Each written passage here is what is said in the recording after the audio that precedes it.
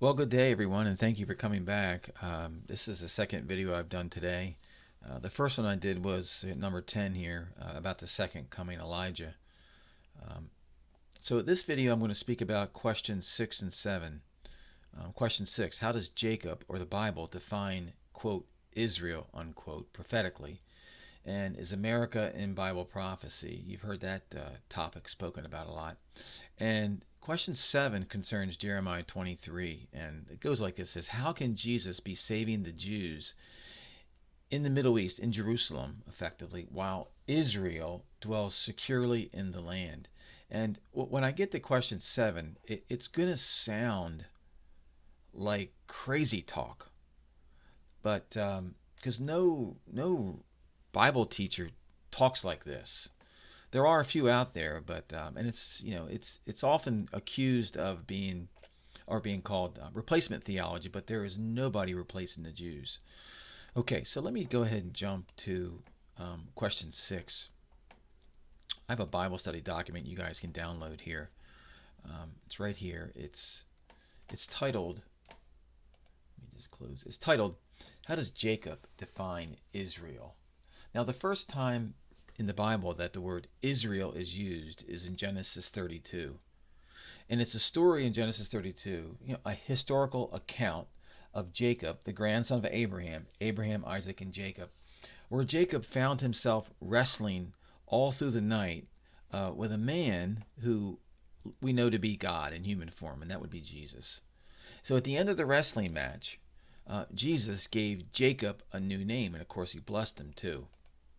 So Genesis 32, verse 27, and he, that would be the man Jesus, said to him, "What is your name?" And he said, "Jacob." Then he said, "Your name shall no longer be called Jacob, but Israel, for you have strived or striven with God and with men, and have prevailed." So Jacob got a new name that day. It's called Israel, which means wrestle with God or God prevails. All right. So, questions. What people group is to carry the name Israel according to Jacob? In the modern times, Israel is thought to be the Jewish people who reside in the Jewish state of Israel in the Middle East. But does that follow what Jacob says? So if we go to Genesis 48, we can see that Jacob makes a reference to who or what descendants are going to carry the name Israel and also receive the birthright blessing. And so the birthright blessing, I feel like that concept has sort of lost its way here. The birthright blessing, from what I understand, is more like an inheritance. It's an inheritance giving. It's like the birthright blessing is everything that Jacob had and everything about who Jacob was is given to a descendant. And that descendant, in this case for Jacob, is found in Genesis 48.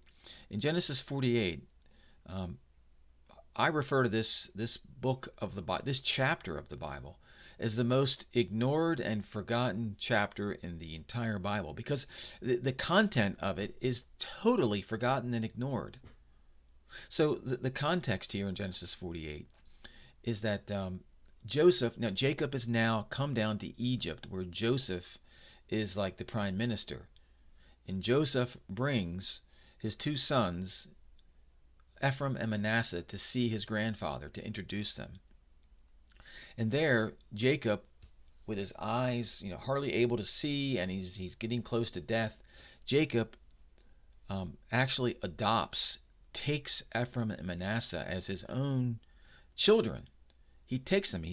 Jacob says to Joseph, he says, "Ephraim and Manasseh, these your boys are now mine. I've adopted them, and your children after Ephraim and Manasseh, they're yours. But Ephraim and Manasseh are mine in the same way that Reuben and Issachar and those guys are." So Joseph effectively gets a double portion of inheritance. So Genesis 48, verse 16, Jacob says, "The messenger," and that would be the man Jesus, who he was wrestling with, "who has redeemed me from all evil." He says, "Bless these boys, Ephraim and Manasseh, and in them let my name," that would be Israel, "be carried on, and let them the descendants of Ephraim and Manasseh, grow into a multitude in the midst of the earth. So, to summarize, the descendants of Ephraim and Manasseh, they should be the ones to carry Israel, the name Israel, Jacob's name, and that their descendants would grow into a multitude in the midst of the earth.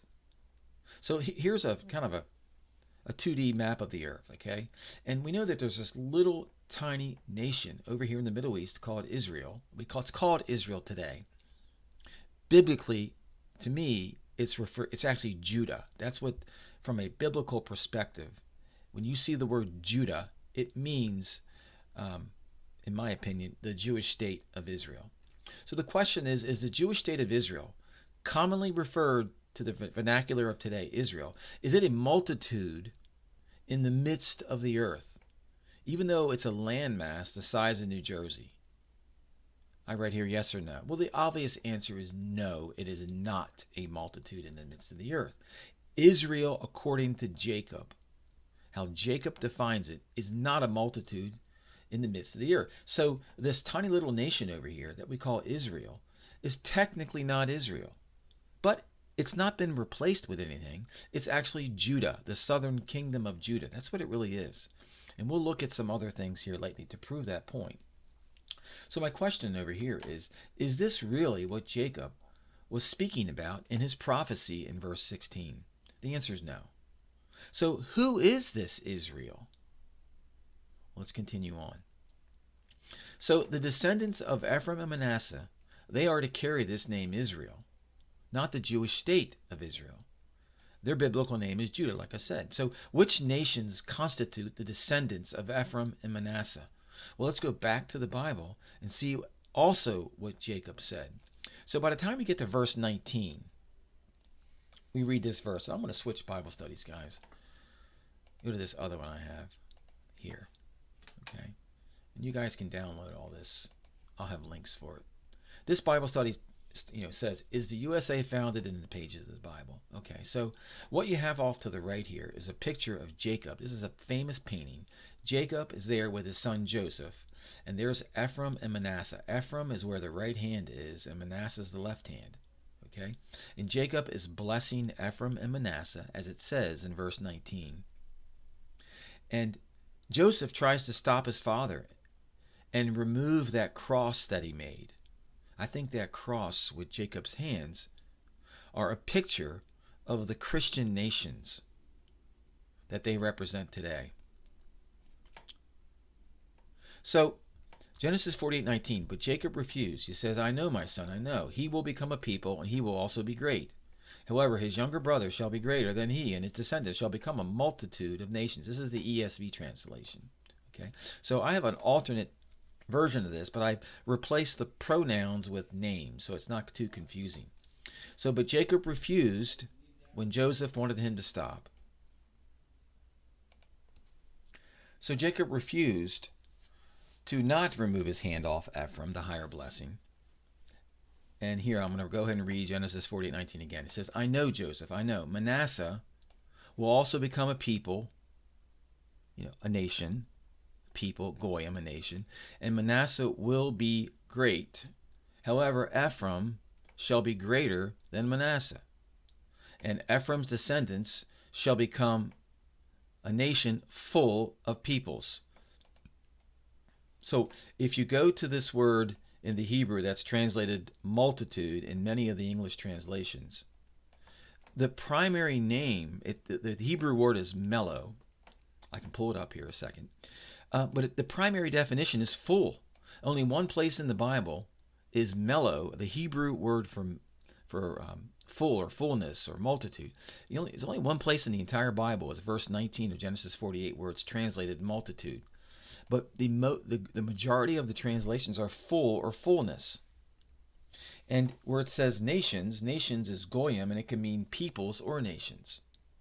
So Ephraim's descendants shall become a nation full of peoples, and Ephraim shall have an older brother nation, Manasseh, who is called great. So what two brotherly nations on planet Earth? One, the older, and the younger, where the older is called great. The younger is greater, and the younger is full of peoples. So there are no other two pair of nations, brotherly nations, like this in the history of the world. And we see that this painting here by Israel Zangwill, the melting pot, is actually a prophecy showing what America actually is. A melting pot nation, a nation full of peoples, a nation that you have to cross the waters. It's like a earthly, heavenly version, where in order to get to heaven, we have to cross through the waters it talks about, somewhere in the Bible. So the USA is a melting pot nation and has an older brother nation that's great. So this isn't a stretch. I'm not the first person to say this here. Other people have said this many times. But this verse 19 completely defines the brotherly pair of nations, Manasseh and Ephraim. Okay? Now, there have been people, there's a denomination that actually thinks Manasseh is the United States, because they think the United Kingdom is a multitude of nations. Well, that's an incorrect, in my opinion, interpretation. America is a nation full of peoples, a melting pot nation. And if it was the other way around, how can anybody say that Great Britain is greater than America? That makes no sense whatsoever. So, strictly gone by the words of Jacob, two brotherly nations. The older nation is called great. The younger nation is a nation full of peoples, and the younger nation is greater than the older brother nation. It's the United States and Great Britain.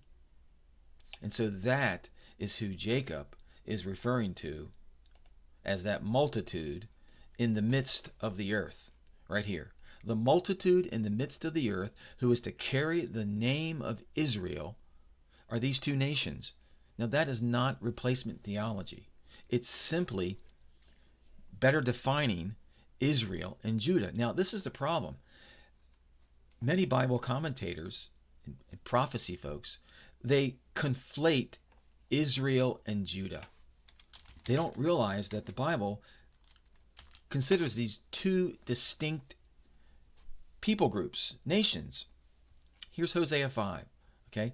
The book of Hosea is not fulfilled in any way. Chapters 4 through 14 were never fulfilled in times past. There's not a single event in there that you can point to as a historical event. So let's just read one verse. Here it is right here. Verse 5, Hosea 5. The pride of Israel testifies in his presence. The pride of Israel testifies in the presence to the face of the Lord. That's what that means. So the Lord's going to be present one day in the future, and the people of America are going to testify in his presence. Right there. Israel and Ephraim shall stumble in his guilt. See, Israel and Ephraim seem to be synonymous with each other. Okay? Judah will also stumble with them. So this shows you that Judah is a separate entity than Israel and Ephraim. Judah is not Israel and Ephraim. Israel and Ephraim are not Judah. Okay? With their flocks and their herds, they shall go and seek the Lord. Let me just keep going here. So, look right here. The princes of Judah, the Israeli Knesset, the Jewish state of Israel, have become like those who move a boundary line, and upon them I will pour my wrath like water. Ephraim is crushed in judgment because he has been determined to go after filth. I will be like a moth to Ephraim, and like dry rot to the house of Judah. The house of Judah are the Jewish religious people who live in Ephraim. Let me keep going here.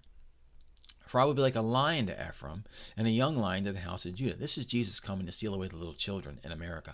I will tear and go away, and I will carry them off, and no one will rescue. Okay?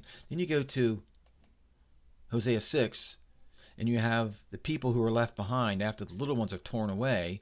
They say, come, let us return to the Lord, that he may heal us. After 2 days he will revive us. On the third day he will raise us up. This is the second fruits being taken.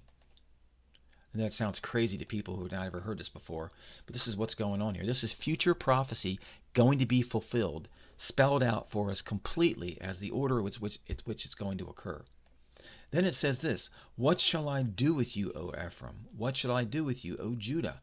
Your love is like a morning cloud. See, these are distinct groups. What shall I do with you, O America? What shall I do with you, O Jewish state of Israel? Let's keep reading. Verse 10, in the house of Israel, I have seen a horrible thing. Ephraim's whoredom is there. Israel is defiled.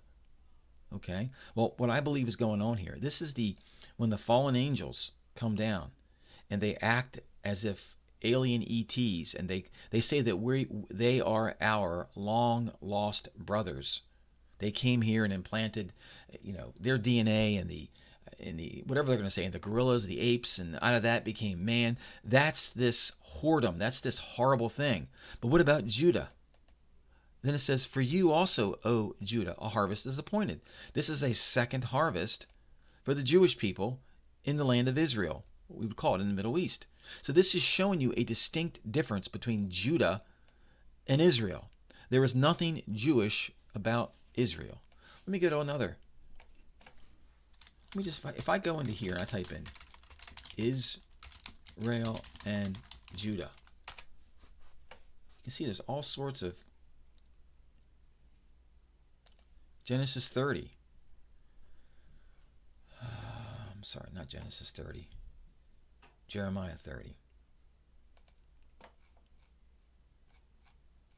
There's all kind of references here.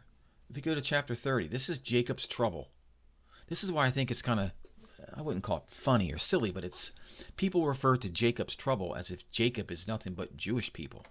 It says, these are the words concerning Israel and Judah, America and the Jewish state of Israel. Okay? Thus says the Lord, we've heard a cry of panic. Okay, this is when the, quote, tribulation begins. And it's not from the Antichrist or the beast system. It's from the effects of the sixth seal here. It says, it is a time of distress, Jacob's trouble, yet he shall be saved out of it. Jacob is the combination of Israel and Judah. Okay? I'm not going to keep going with that, but I'm just trying to show the difference here. Now, if I go to another Bible passage, let's just look at this real quick.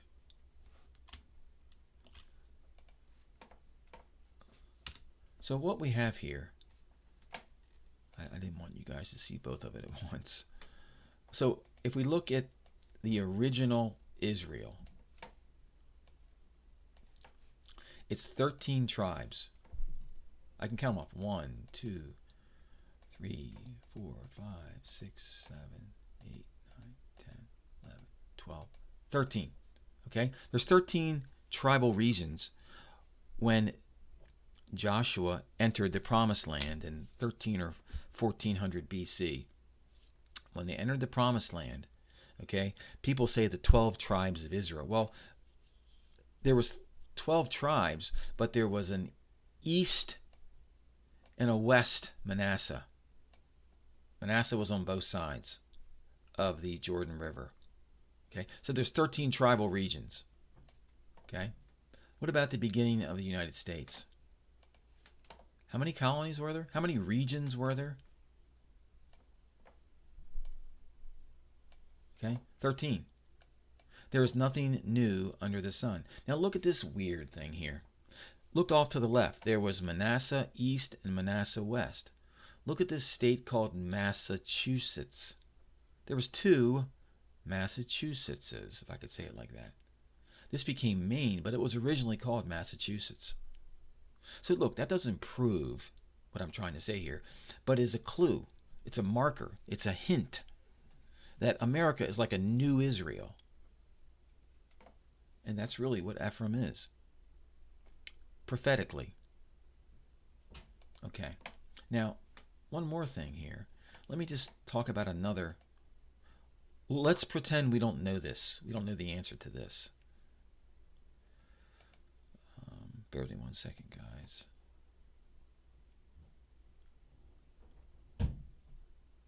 Right here. Let's pretend we don't know any of this. Okay? So let's read Jeremiah 23, verses 5 to 8. Okay. Behold, the days are coming, declares the Lord, when I will raise up for David, and there's a mystery there, raise up for David a righteous branch. That righteous branch is Jesus. And he shall reign as king and deal wisely, and shall execute justice and righteousness in the land. What land? In his days, Judah, remember Judah will be saved, and Israel will dwell securely. And this is the name by which he will be called. The Lord is our righteousness. Therefore, behold, the days are coming, declares the Lord, when they shall no longer say, as the Lord lives, who brought up the people of Israel out of the land of Egypt, that's what we say now, right? When we think of Israel, we think of coming out of slavery, out of Egypt, ancient Egypt, right? But they're not going to say that anymore because it's the modern version of this Exodus. But they're going to say, as the Lord lives, who brought up and led the offspring of the house of Israel out of the north country and out of all the countries where he had driven them. Then afterwards they, Israel, shall dwell in their own land. So if Israel and Judah is just the same thing, if you didn't know there was a distinction between the two entities, then this wouldn't make sense. How can Jesus save Judah while at the same time Israel is dwelling securely in the land? It proves that the land of Judah has to be separate and distinct and distant from the land of Israel. Distant. You can't, Zechariah 14, and that's when Jesus saves Judah. That you can't have Israel 30 miles away. It won't work. When all the nations of planet Earth are going to be coming against Judah, yet Israel is dwelling securely in their own land. So there has to be separate and distinct land areas. Judah's land area. Now, in ancient time, on the left here, this is what it was a long time ago, right? Well, first off, in the very beginning, right, as we looked at earlier, right here is what the whole house of Israel looked like. See, the history of Israel needs to be fully understood for this to make any sense. The history of Israel is Israel came into the land under Joshua. They experienced the time of the judges. And then they went to King Saul. They wanted a king like all the other nations. Then they went to King David. Then they went to Solomon. And then Solomon's son Rehoboam. The kingdom split into two under Rehoboam. And for a few hundred years, there was a northern kingdom of Israel and the southern kingdom of Judah. Israel was 10 tribes. The capital was Samaria. The chief tribe Ephraim. Jerusalem was the capital of Judah, the southern kingdom of Judah, and then the chief tribe was Judah. Like it says in Ecclesiastes, there is nothing new under the sun. So off to the right is what we have today. This is the modern version of what we have on the left. There is nothing new under the sun. The Christians or whatever have not replaced the Jews. Israel, right, the northern 10 tribes, they were scattered in 722 BC, and they migrated up into Western Europe. And where did the Americans come from? Western Europe. Okay, Judah was ransacked by Babylon, but they went back to the land, and they still live there today. So we've progressed from the left to the right. And America is a multitude in the midst of the earth, and that is what Jacob said Israel would be. This is not replacement theology. Nobody's replaced Judah. It's just a version of a modern version of what we had 2,800 years ago. Okay, so now with that understanding that Israel is a distinct, separate land from Judah, we can now read Jeremiah 23, and it makes sense now. Before, it didn't make any sense. Behold, the days are coming, declares, when I will raise up for David, and that's another Bible study. Who is this David guy? Well, King David was 3,000 years ago. Is God going to resurrect him from the dead? And is he going to be the king of America and the Jewish state of Israel today? No. He was then. David was king over the whole house of Israel. So when I will raise up for David a righteous branch. So David, whoever this king of this rejoined Israel, whoever that is, a righteous branch is going to be raised up for him, and that's Jesus. And Jesus shall be the king and deal wisely, and shall execute justice and righteousness in the land. Well, what land? In his days, in the days of the righteous branch reigning, which is not the millennium. That millennium comes later. In his days, Judah will be saved, and Israel will dwell securely. Okay, so how can we tell it's not the millennium? Well, it's before the millennium. Because when is Judah saved?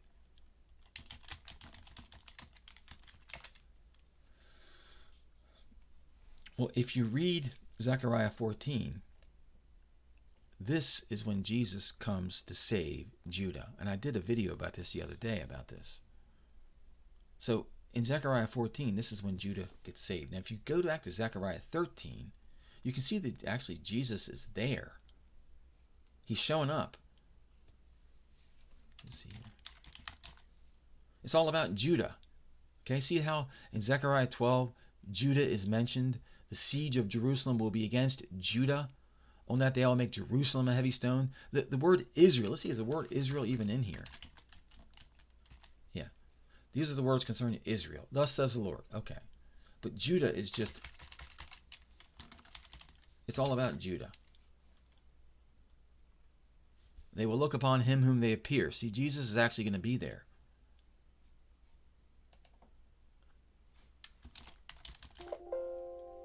Okay. So this is Zechariah 14 is before the millennium. So when does this king come? This king of Judah and Israel. When does he come? Well, I think he comes here. The parable of the slaughtering king, also known as the parable of the Minas. So in this parable we have that Jesus tells in Luke 19 on Palm Sunday, Nisan 10 of 28 AD. Jesus says, a nobleman went to a distant country to receive himself a kingdom and then return. Calling 10 of his servants, he gave them 10 minas and said to them, engage in business until I come. But his citizens hated him, the citizens of this distant country. But his citizens hated him, sent a delegation after him, saying, we don't want this man to reign over us. And of course, when he returned, having received the kingdom of Israel, I can say that, he ordered those servants whom he had given the money to, he called them together. You guys know this part of the story. And then after he rewarded his servants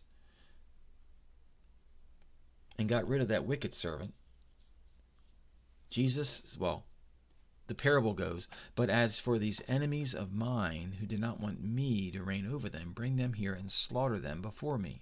Now, what do you notice about verse 27 compared to the other verses?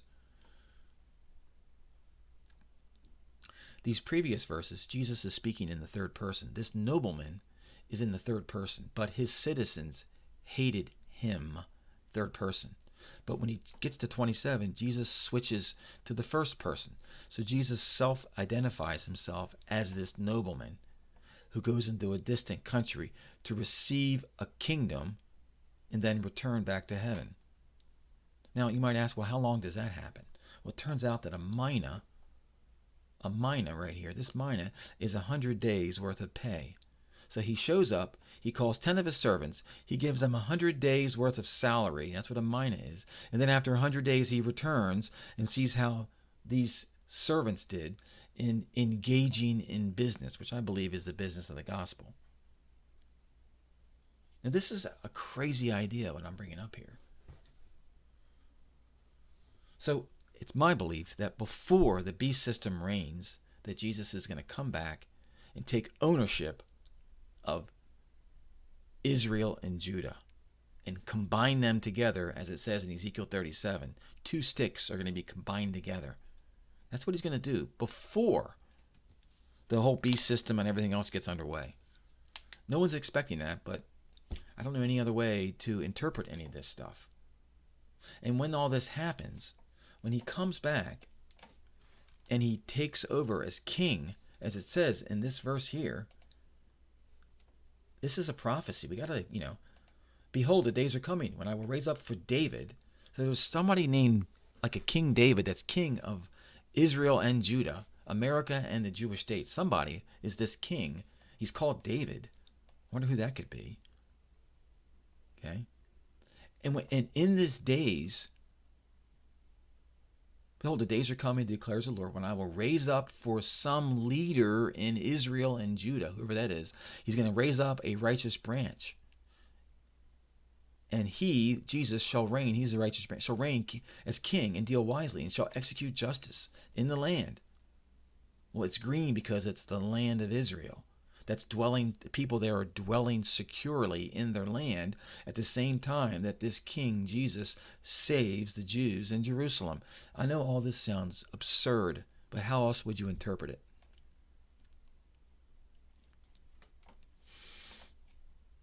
It's my belief that when he comes, he's coming as this slaughtering king. Now, can we use this verse here, these verses, to figure out what nation it is? What distant country is this? Well, we have this slaughtering king coming to this distant country. We didn't learn the country, right? I think I know who the country is. Well, let's go into the Bible, the back part of the Bible, and see if we can figure out who this distant country is. Well, here's a Bible study I have called A Slaughtering King. Jesus is his name.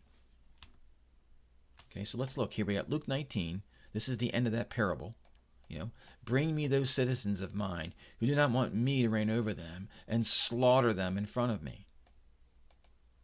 Okay, who is this one who slaughters? So that's Luke 19.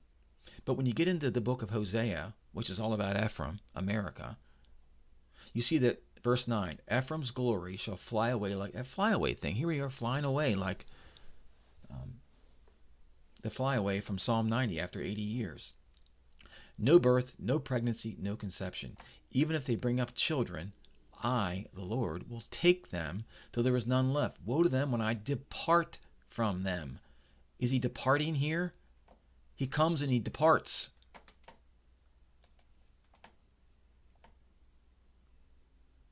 Okay, back to Hosea 9. Hosea 9 verse 13. Ephraim, as I have seen, is like a young palm, a young nation planted in a beautiful meadow over here in North America. But Ephraim, USA, must lead his children out to the one who slaughters. Did Jesus say something like, let the little children come to me? So Ephraim must lead his children out to the one who slaughters. Who's that? The one who slaughters? Who's the slaughtering king? The slaughtering king goes to Ephraim. So who's the distant country? Distant from the Middle East, far away. That's not my words. That's the words of Jesus in this parable. That's America. That distant country is America. It's right here. We use the Bible to interpret the Bible. Ephraim must lead his children, Hosea 9:13, out to the slaughtering king, the one who slaughters. And then the prophet says, what are you going to give them, the people of Ephraim? And God says, I'm going to give them a miscarrying womb and dry breasts. So what is God telling the prophet Hosea? That the women will have their babies taken from the breast and the womb also? Does Jesus ever mention this event? What did Jesus say about dry breasts and pregnant women? Well, in Luke 21:23 and also in Mark 13 and Matthew 24, Jesus says how dreadful it will be in those days for pregnant women and nursing mothers. There will be great distress in the land and wrath against this people. In Luke 23:29, Jesus says, for behold, the days are coming when they will say, when society will say, how blessed are the barren and the wombs that never bore, and the breasts that never nursed. So there will be a time in the future where society will say, you're a blessed or lucky woman if your womb was barren and your breasts never nursed. Why would people say such a thing? Because there's going to be one day in the future where pregnant women and nursing mothers are going to have their babies taken away from them, just like Jesus alludes to here, and exactly how the prophet describes in Hosea 9:13. I can guarantee you never heard a preacher talk about this. But why else would Jesus say 3 times how dreadful it will be in those days for, in my opinion, unbelieving pregnant women and nursing mothers. So much for abortion and the right to choose. God gets the last word every time. Jeremiah 10, verse 20. My tent is destroyed. All my cords are broken. My children have gone from me. They are not. Then he says, verse 21, Jeremiah 10. For the shepherds, the pastors, and the rabbis are stupid and do not inquire with the Lord. They have not prospered, and their flocks are scattered. So Jesus is the nobleman coming to receive a kingdom from this far country, Ephraim. He will put 10 servants in charge to restore that kingdom. Remember the restoration of all things? As they engage in business. Remember, Elijah comes to restore all things. So what I've done is I've used the Bible to interpret the Bible, who this distant country is that Jesus spoke about, where he himself comes to slaughter those enemies of his in this country. See, this country belongs to him. And there are citizens here who don't want him to reign over them. I know a couple of them. When you turn the TV on and you look in Congress, you can see tons of them. Now, what that slaughtering is going to look like, I don't know. You know, that Ananias and Sapphira, they were slaughtered, right? What were they slaughtered for? They should have known better, right? See, this is where people get a little bit confused about Jesus. On one hand, they want to speak about, how loving he is. And he is. He's very loving and merciful and compassionate. But you have to understand something. There's people that know better, and there's people that don't understand or know better. Let me give you an example. If you go to the Bible,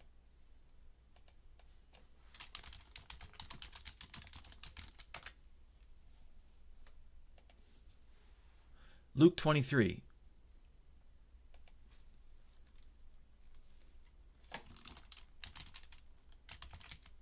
Okay, this is when the Romans were just beating the crap out of Jesus, taking his garments, nailing him to the cross. And what does Jesus say? Jesus says, Father, forgive them, for they do not know what they're doing. Okay, he's forgiven the Roman soldiers. They didn't know what they were doing. Right? Forgive them. Right? But what about Ananias and Sapphira, the ones who sold their property and kept 10% or something? What happened to them? They should have known better. They were part of the church. Now, they're not burning in hell right now. That whole thing where they dropped dead like that, they were, quote, slaughtered. I believe that's how it's going to work. Why do I believe that? Is because the Bible alludes to that. You ever see these verses about dead bodies cast everywhere? The song, Amos 3:5, the songs of the temple become wailings in that day, declares the Lord God. So many dead bodies are thrown everywhere. Silence. Nahum speaks about it too. Horsemen charging, flashing, by the way, Jesus is the flashing sword, glittering spear, hosts of slain, heaps of corpses, dead bodies without end. They stumble over. I think when Jesus comes and slaughters these people, it's not going to be blood and guts. I believe, at least, it's going to be some type of spiritual thing where they're all just going to drop dead like Ananias and Sapphira.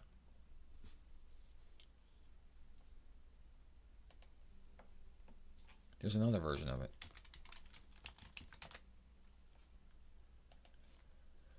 I can't spell the word corpse, guys. I can't even do it. I don't know. It's in Isaiah somewhere. It's Isaiah 5. The people will call good evil, evil good.